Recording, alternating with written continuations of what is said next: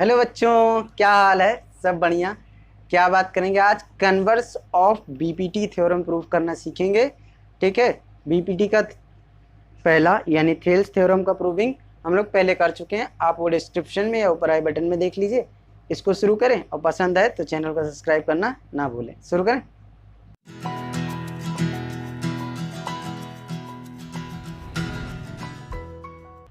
चलो शुरू किया जाए। पढ़ो जरा स्टेटमेंट क्या कहता है। If a line divides any two sides of a triangle in the same ratio then the line is parallel to the third side.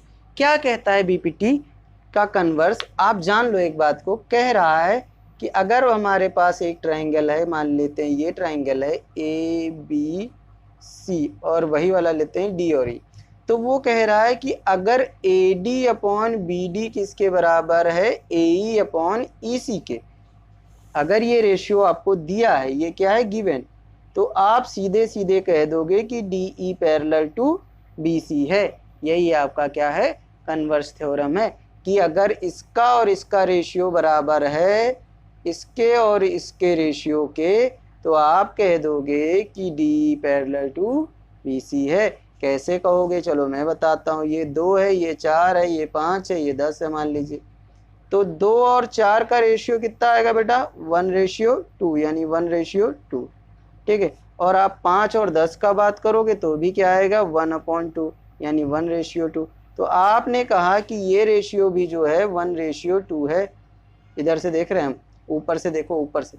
ठीक है, 1/2 है और ये वाला भी 1/2 है। दोनों रेशियो बराबर है तो हम कहेंगे क्या?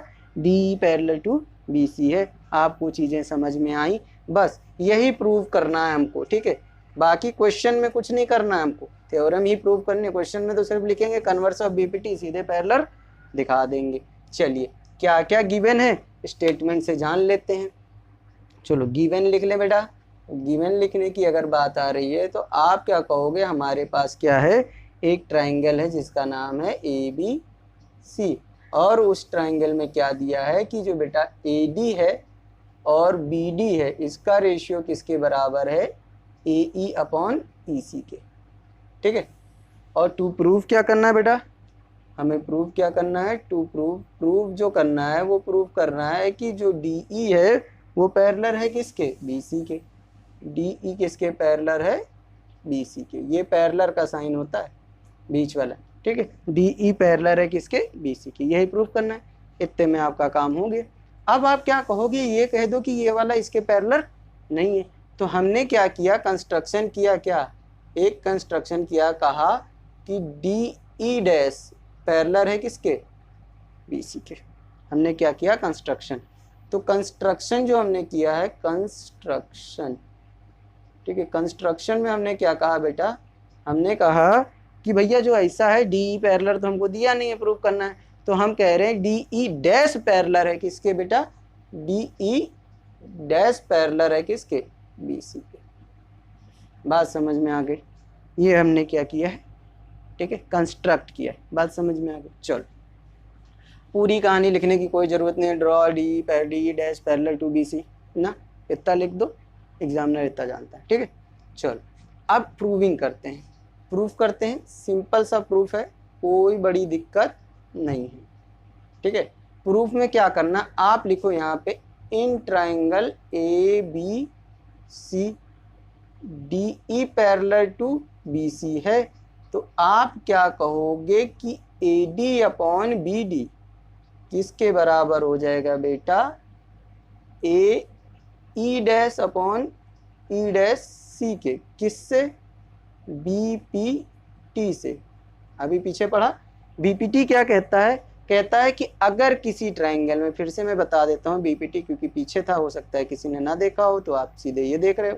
बीपीटी कहता है कि अगर एक ट्राइंगल में एक बेस यानी एक साइड के पैरेलल दूसरी लाइन खींची जाए पैरेलल, तो बची हुई दो साइड को इक्वल रेशियो में बांटता है। It means A D upon B D equal to क्या हो जाएगा? A E dash upon E dash सी।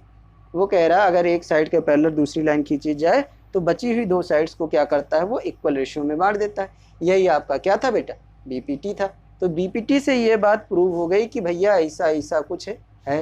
लेकिन आप तो ये भी जानते हो ना कि ए डी सिंस क्या ए डी बराबर है किसके, ए डी बी डी किसके बराबर है, ए ई अपॉन ई सी के, ये सेकेंड इक्वेशन।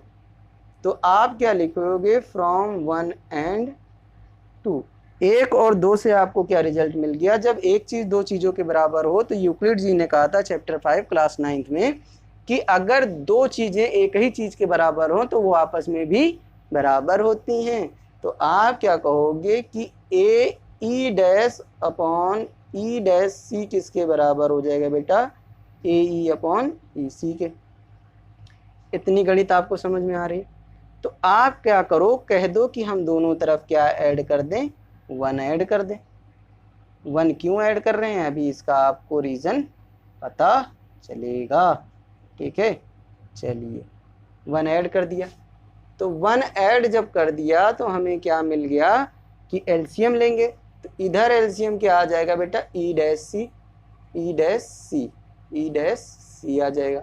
अब क्या करोगे आप, ऊपर वाला तो ए ई डैश रह जाएगा और आप इधर से क्या करोगे, ई डैश सी ऊपर आ जाएगा। इस वाले में भी एलसीएम क्या आ जाएगा आपका, ई सी, ठीक है।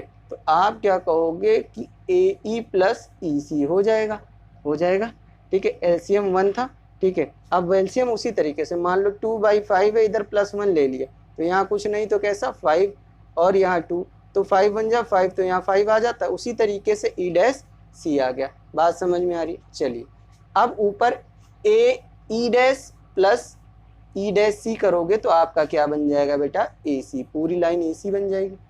इतनी बात समझ में आ रही? अगर ए ई अपॉन और प्लस ई सी करोगे तो भी क्या बन जाएगा बेटा, ए सी अपॉन ई सी, ठीक है। अब क्रॉस मल्टीप्लाई अगर आप करते हो तो ए सी इंटू ई सी हो जाएगा, ई सी हो जाएगा, ठीक है। और क्या हो जाएगा बेटा, A E dash C into ए सी हो जाएगा। तो आप ए सी से ए सी को मार दोगे और कह दोगे कि ई सी बराबर है किसके, ई डैश सी के। मतलब जो हमने पैरेलल लाइन खींची है वो एक्जैक्टली किस पॉइंट पे आ रहे, इस पॉइंट पे। तो हम इस स्टेटमेंट से क्या लिख सकते हैं, therefore points E and E dash coincide each other.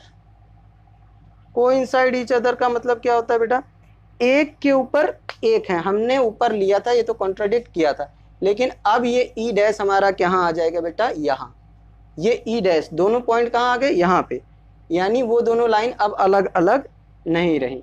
तो जब ये इतनी बात हो गई, दोनों एक दूसरे की हो गई, तो आप क्या कह रहे हो, जब ई और ई डैश को इंसाइड कर लिया गया तो क्या कह रहे हो, since D E dash parallel to B C है, ठीक है। तो आप क्या कह सकते हो, D E parallel to B C.